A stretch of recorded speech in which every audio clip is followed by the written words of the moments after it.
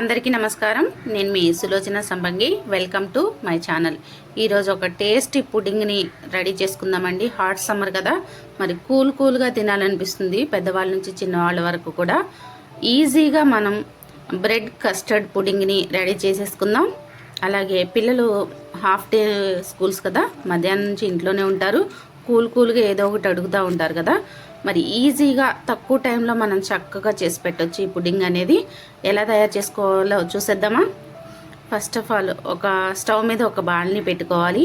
బాల్ని పెట్టుకొని ఒక 1/2 లీటర్ పాలను తీసుకుంటున్నానండి. ఫుల్ ఫ్యాట్ మిల్క్ తీసుకుంటున్నాను నేను. ఇది కాచిన పాలు అనమాట. ఫుల్ ఫ్యాట్ మిల్క్ తీసుకొని గిన్నెలో వేసుకున్నాం. ఈ 1/2 లీటర్ కూడా చక్కగా బాయిల్ అయ్యేదాకా మనం వెయిట్ చేయాలి. ఈ స్టవ్ మీద పెట్టేసుకొని బాయిల్ అవ్వనివ్వాలండి.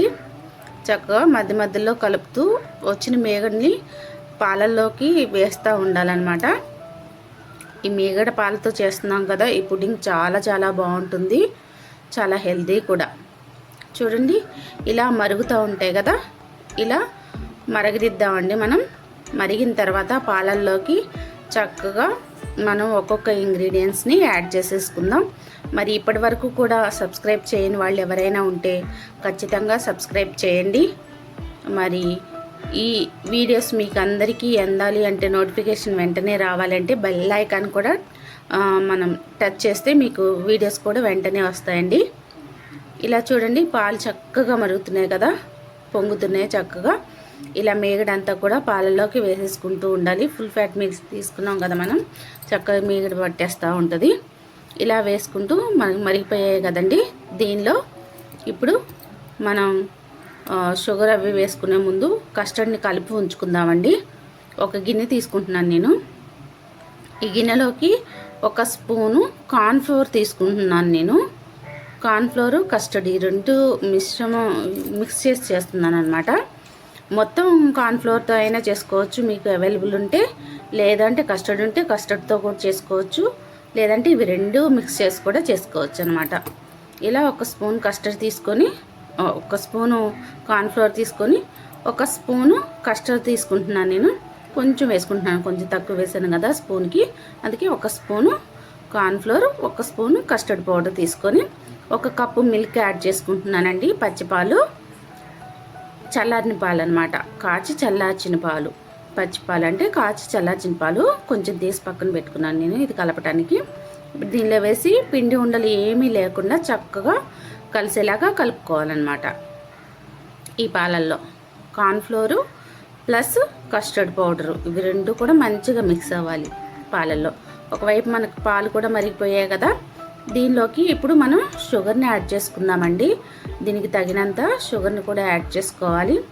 పాలు చాలా చక్కగా మరిగిపోయాయి మంచిగా. చూడండి, చాలా వరకు కూడా బాగా మరిగాయి పాలు అనేవి. ఇప్పుడు మనం ఒక 3 స్పూన్ల వరకు షుగర్ని వేసుకుందామండి. నేను కొంచెం పెద్ద స్పూన్తో వేస్తున్నాను, మీ టేస్ట్కి సరిపడినంత మీరు వేసుకోవచ్చు షుగరు. చూడండి, నేను వేసే కన్సిస్టెన్సీ అనేది కరెక్ట్గా సరిపోతుందన్నమాట. ఇలా పెద్దది స్పూన్ తీసుకొని 3 స్పూన్లు షుగర్ని యాడ్ చేసుకున్నాను. ఇలా షుగర్ యాడ్ చేసుకొని షుగర్ అంతా కూడా కరిగే వరకు కూడా మనం తిప్పుతూ వెయిట్ చేయాలండి. మళ్ళీ కరగకుండా వెంటనే కస్టర్డ్ వేసుకోకూడదు. ఈ షుగర్లో మొత్తం ఈ పంచదార అంతా కూడా కరగాలన్నమాట.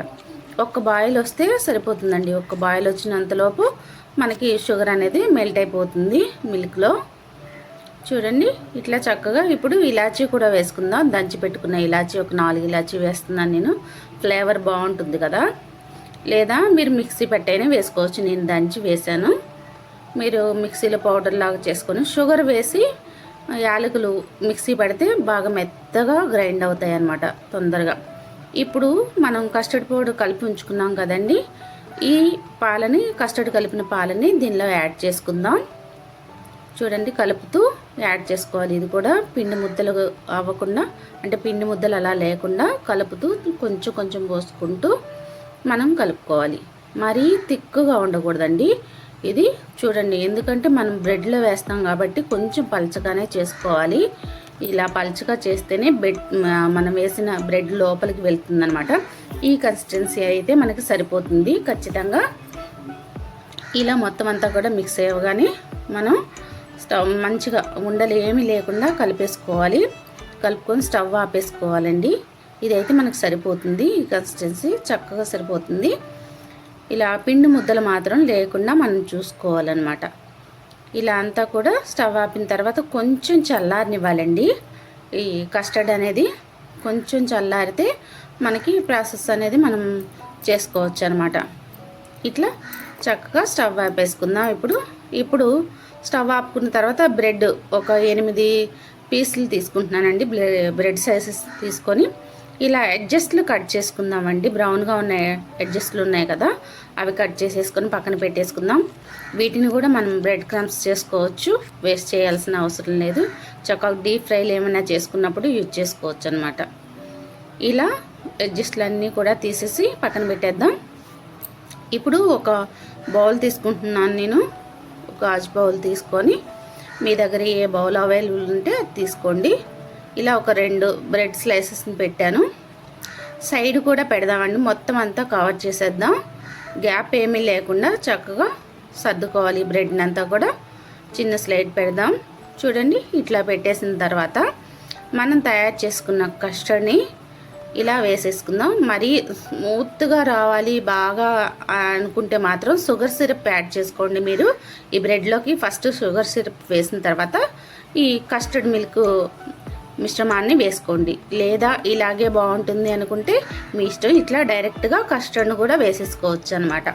ఇలా వేసిన తర్వాత సెకండ్ లేయర్ కూడా పెడుతున్నాను నేను.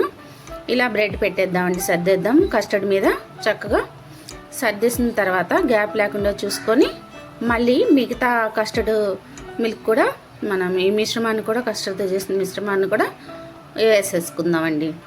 పూర్తిగా వేసుకోవాలి. ఇక్కడెక్కడ కూడా బ్రెడ్ అనేది మనకు కనిపించకూడదు. కొంచెం థిక్ లేయరే వేసుకోవాలండి కస్టర్డ్. ఎందుకంటే పిల్లలు బాగా ఇష్టంగా తింటారు కదా. పిల్లలైనా సరే మనమైనా సరే బాగా ఇష్టపడతాం కస్టర్డ్ని. ఇలా మొత్తం అంతా కూడా సర్దేసుకోవాలి. ఏమాత్రం కూడా బ్రెడ్ అనేది మనకి పైకి కనిపించకూడదు. మీ ఇష్టం. షుగర్ సిరప్ వేసుకుంటా అంటే అది కూడా యాడ్ చేసుకోవచ్చు అనమాట. నేను మాత్రం వేయట్లేదు. మీరు కావాలంటే అది వేసుకోవచ్చు, లేదా ఫ్రెష్ క్రీమ్ కూడా వేసుకోవచ్చు. ఇలా సర్దేశాం కదండి. దీనిపైన డ్రై ఫ్రూట్స్తో చక్కగా గార్నిష్ చేసుకుంటే సరిపోతుందండి. చూడండి, దీనిలో నా దగ్గర ఉన్న డ్రై ఫ్రూట్స్ అన్నీ కూడా యూజ్ చేస్తున్నాను. ఇలా వేసి చక్కగా గార్నిష్ చేశాను కదా. ఇప్పుడు 2 అవర్స్ అనేది మనం క్యాప్ పెట్టేసి ఫ్రిడ్జ్లో పెట్టేద్దాం. 2 అవర్స్ తర్వాత తీద్దాం. చక్కగా మనకి కూల్గా బ్రెడ్ కస్టర్డ్ పుడింగ్ అనేది రెడీ అయిపోతుంది. చూసారా, చాలా బాగా ఉంది కదా, మంచిగా రెడీ అయిపోయింది. ఫ్రిడ్జ్లోంచి తీసాను. మరి ఈ కస్టర్డ్ పుడింగ్ మీరు కూడా రెడీ చేసి ఎలా ఉందో కమెంట్ రూపంలో నాకు తెలియచేయండి. ఈ సమ్మర్లో ఎవరెవరు కస్టర్డ్ చేస్తారో ఖచ్చితంగా నాకు కమెంట్ చేయండి. మరి ఈ వీడియో కానీ మీకు నచ్చినట్లయితే లైక్ చేయండి, షేర్ చేయండి, కామెంట్ చేయండి. నా వీడియోస్ ఇంతగా ఆదరిస్తున్న మీ అందరికీ కూడా ధన్యవాదాలు. Thanks for watching.